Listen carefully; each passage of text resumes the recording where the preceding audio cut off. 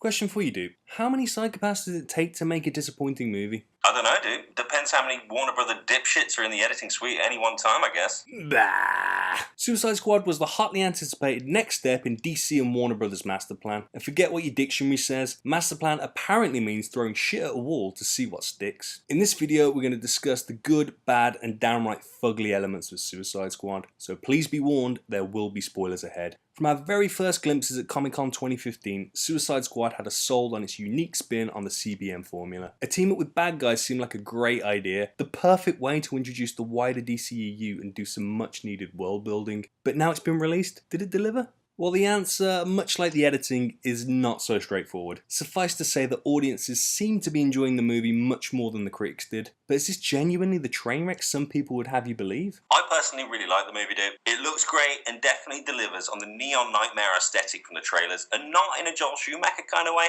Nipples! The film's main draw is the interactions between the group members. The performances on offer, with a couple of exceptions, were largely exceptional. Will.i.am Smith and Margot No You're Not Robbie take the lead as Deadshot and Harley Quinn respectively, and in my opinion they did a great job. Smith is at his best as a wisecracking hardass with an even harder attitude, but as you'd expect with this family-friendly actor, his story is softened by several humanising beats thanks to a backstory involving his daughter, though thankfully not his real-life daughter. Harley is slightly less sympathetic, and this is down to the short shrift afforded to her backstory. The other members of the squad mostly get their moment to shine too, as well as a few laughs. Croc is Croc-like, if a little weedy with a big head. El Diablo hits you right in the feels. Boomerang is suitably unhinged, but eventually comes back around. And Joel Kinnaman's Rick Flag is, well, he's there at least. Outside of the core group are the despicable Amanda Waller and, of course, the clown prince of crime, the Joker himself. As many expected, Slipknot barely made it out the gates. Poor bastard. But really, who needs a guy who can climb things anyway? I don't know, it came in pretty useful in Cliffhanger.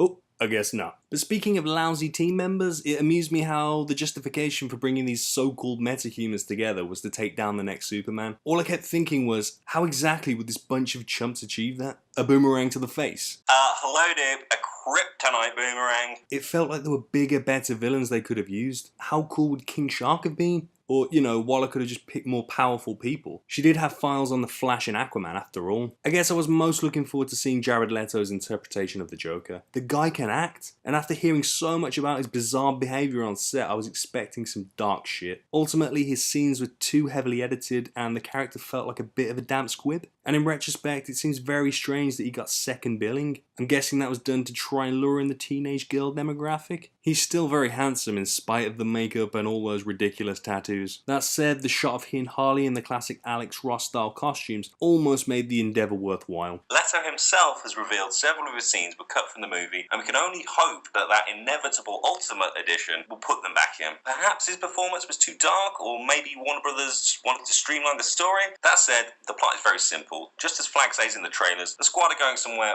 very bad to do something or get them killed. He was half right at least, unless he was talking about the cast visiting Rotten Tomatoes after the fact. Channeling her best Masters of the Universe look, the main villain of the movie comes in the form of the Enchantress, who wants to kill everyone for some reason and plans to do it with some hocus pocus of some description. Oh, and her plan involves freeing her big brother from another dimension, again, for some reason. To be fair, the movie is more about the interaction of these misfits than it is the plot, so here we can give it a little bit of a pass. But this was the problem for me. Although I enjoyed the characters, there wasn't enough for all of them to do. It just got a little bit boring and repetitive. For a film that had so much potential, with a pretty good director at the helm, there was a distinct feeling of been there, done that. The build-up was fun, but the final half of the movie strayed too far into video game territory. Endless shootouts, walking a predetermined route, with a sprinkling of a few admittedly great jokes. Surely they could have done a few more creative things? Maybe a trial mission for these untested, presumably unreliable team members? Maybe let Slipknot showcase his sick climbing skills before killing him off? I saw it in the opposite way, dude.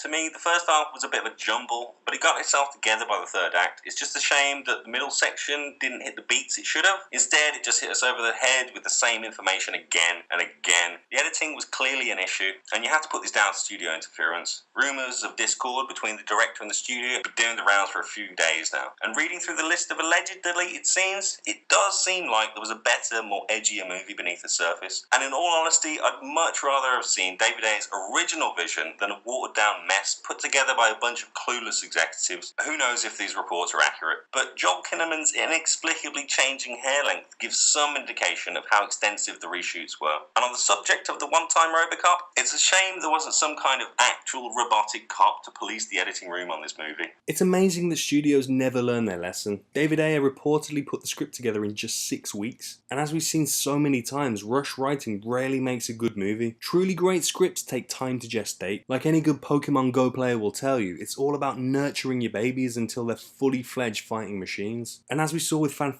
Stick, fucking with your movie at the last minute is probably not a good idea either, especially when the price tag for reshoots goes into the millions of dollars. Sure, you can cut a cool trailer and sell the concept for opening weekend, but word of mouth quickly spreads. As we saw with BVS, it remains to be seen whether audiences will continue to turn up for Suicide Squad. The 40% Friday to Saturday drop certainly doesn't bode well, especially if you believe reports that the movie needs to make upwards of $800 million just to break even. Then there's that added complication of the movie not opening in the extremely lucrative Chinese market. Probably. Obviously Warner Brothers didn't learn. Summer blockbusters need at least one random scene in China or a Chinese character. How else would you pander to this demographic? Or should there be pander? Suicide Squad isn't all bad, of course, and it's definitely not worthy of such scathing reviews. The critics seem to be trashing mediocre CBMs in an effort to put studios off making too many, but the likes of Warner Brothers won't back down. They've just greenlit a Superman sequel, so no doubt that'll get rushed through production, only to have Zack Snyder fuck it up all over again. Yeah, if he's lucky enough to direct it this time. The one silver lining in the equation is Jeff Johns. Wonder Woman and Justice League look pretty amazing, and with a Ben Affleck directed Batman movie on the horizon, we can surely rest assured that things will only get better. If Suicide Squad contributed anything to the DCEU, it's establishing a convincing rogue gallery that will surely crop up in future movies. If 2016 seems like a bit of a backward step, 2017 is looking like a great year for DC. It's also worth pointing out that Marvel didn't really have the best start to its cinematic universe. Remember when douchebag Ed Norton was the Hulk? Remember when Thor had a blonde beard? Remember Iron Man 2? Yeah, me neither. It took a few movies to get into its groove, and DC had the added complication of trying to play catch up. Who knows if Suicide Squad will get an eventual sequel, or even if it deserves one, but rest assured this movie will definitely go down in the history books, if only because of the legion of cosplayers it will inevitably spawn. Halloween will never be the same again.